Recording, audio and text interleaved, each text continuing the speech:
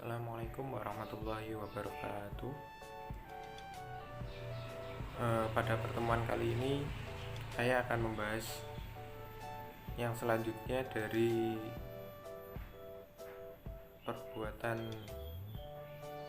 terpuji pada pergaulan remaja. Kali ini akan saya bahas tentang akhlak tercela pergaulan remaja.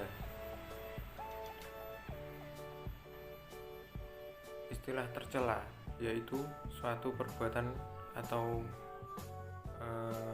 tindakan kenakalan ataupun keburukan pada seseorang, suatu perbuatan yang menyimpang, dan perbuatan tersebut termasuk pada pelanggaran sosial dan tindakan kriminal. Hal-hal tersebut tidak dibenarkan ataupun satu kejahatan ya pada masyarakat, dan itu akan berdampak buruk pada lingkungan sekitar ataupun lingkungan sekolah. Ada beberapa ya pada pergaulan remaja. Yang pertama yaitu pergaulan bebas ataupun seks bebas. Apabila perbuatan tersebut dilakukan, itu sangatlah tidak dibenarkan karena belum ada ikatan menikah secara resmi, baik siri ataupun secara sah secara negara pada negara.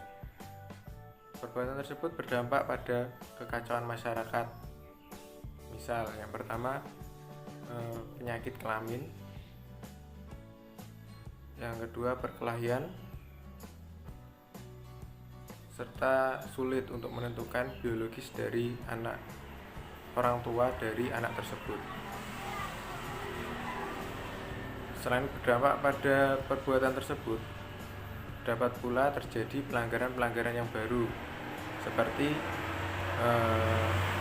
pengguguran janin ataupun aborsi, yang kedua pembunuhan bayi yang dilahirkan. Untuk itu, maka perbuatan seperti pergaulan bebas ataupun free sex itu harus dihindari karena sangat tidak dibenarkan dalam agama.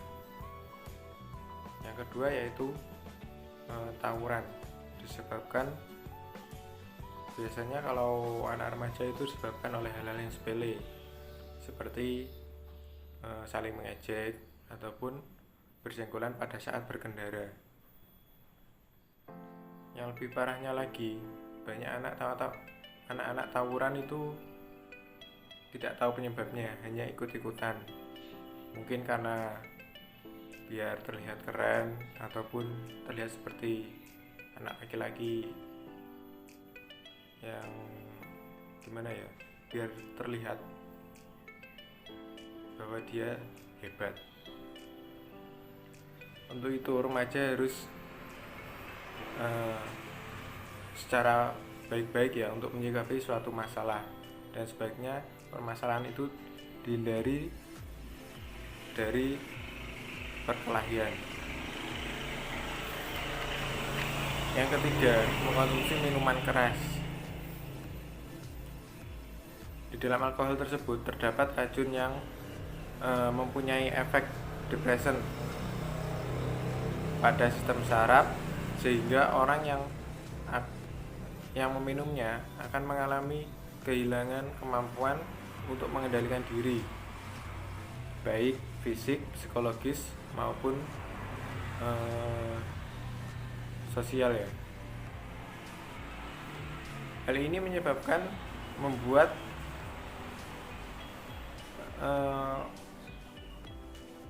terjadi keributan ya, karena tidak sadaran pada pengendalian diri dan serta merusak norma sosial dalam masyarakat.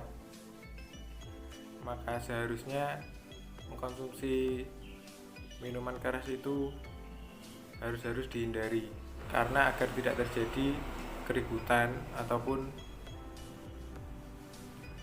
kecelakaan ya. Biasanya orang yang tidak tahu diri itu akan malam-malam hari pengendara sepeda motor itu pasti akan mengalami kecelakaan karena ketidaksadarannya. Yang keempat, penyalahgunaan narkotika ataupun narkoba. Narkoba merupakan dari narkotika, psikotropika, dan bahan aditif lainnya yang dapat berdampak pada sistem saraf ya, pada saraf otak, dan dapat membahayakan pada penggunanya. Narkotika itu umumnya digunakan secara medis dan harus sesuai dengan pengawasan dokter ya, karena sesungguhnya narkotika itu digunakan untuk kegiatan medis seperti operasi ataupun lainnya untuk menenangkan pasien ataupun menghilangkan rasa sakit pada saat pasien itu dioperasi. Dan apabila itu disalahgunakan ataupun tidak dengan pengawasan dokter, maka dapat mempengaruhi sistem kerja otak dan dapat menimbulkan ketergantungan.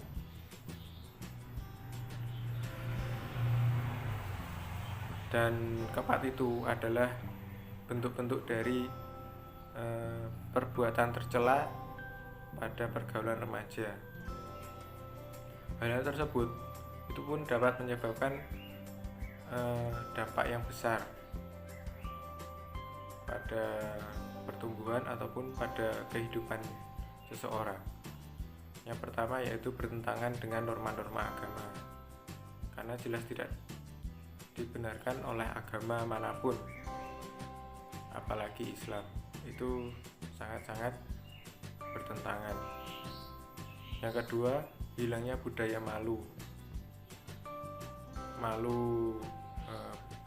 berbuat buruk, malu membuat keonaran, tawuran, ataupun yang lainnya yang merupakan kesalahan pada diri masing-masing, jika menimbulkan masalah kesehatan. Jelas ini mempengaruhi pada diri sendiri, baik perbuatan minuman keras, menggunakan narkoba, itu pasti akan menimbulkan kesehatan yang buruk. Baik-baiknya untuk dihindari semuanya ya. Baik, sekian dari saya. Apabila ada kurang dan kesalahan dalam pengucapan saya ataupun dalam penyampaian saya minta maaf sudah sebesar-besarnya. Saya juga masih belajar sebagai seorang guru. Saya masih mahasiswa. Mohon untuk pengertiannya. Assalamualaikum warahmatullahi wabarakatuh.